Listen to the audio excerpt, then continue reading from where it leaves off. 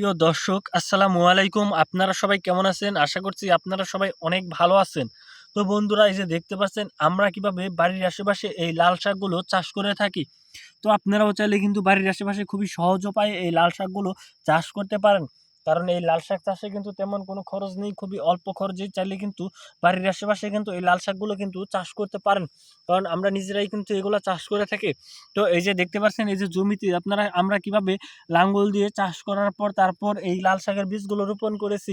কারণ এই লাল শাকগুলো কিন্তু আপনারা যদি চাষ করেন তাহলে ১ সপ্তাহের মধ্যেই কিন্তু বড় হয়ে যাবে এবং সেই লাল শাকগুলো কিন্তু আপনারা চাইলে কিন্তু বাজারে নিয়ে বিক্রি করতে পারবেন এবং চাইলে কিন্তু নিজেরাও খেতে পারবেন।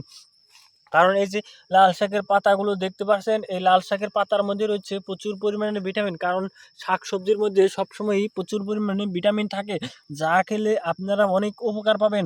তো এই যে দেখতে পাচ্ছেন, এই যে লাল শাকের যে বীজগুলো এই যে মাটিতে রোপণ করার পর এই যে ১ সপ্তাহের মধ্যে এরকম বড় হয়েছে এবং আর ২-১ দিনের মধ্যেই এই লাল শাকগুলো তুলে বাজারে বিক্রি করার জন্য উপযুক্ত হয়ে যাবে।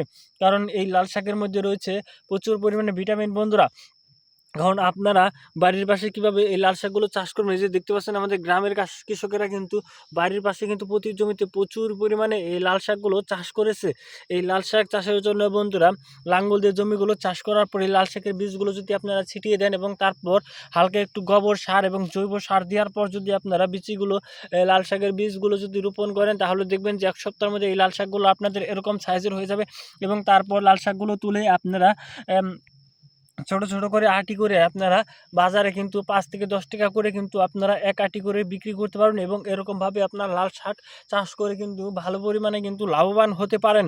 কারণ গ্রামের কৃষকরা কিন্তু এরকমভাবেই কিন্তু চাষবাস করে থাকে এই বাড়ির আশেপাশে প্রতি জমিতে। আপনারাও চাইলে কিন্তু এই লাল শাক কিন্তু চাষ করতে পারেন। কারণ লাল শাক খেলে কিন্তু অনেক উপকার পাবেন বন্ধুরা। তো বন্ধুরা, যদি আমাদের এই ভিডিওটি যদি আপনাদের একটুও ভালো লেগে থাকে তাহলে বন্ধুরা অবশ্যই আমাদের এই ভিডিওতে একটি লাইক করবেন এবং কমেন্টে আপনাদের মতামত জানাবেন। ধন্যবাদ আপনাদের সবাইকে। আসসালামু আলাইকুম বন্ধুরা।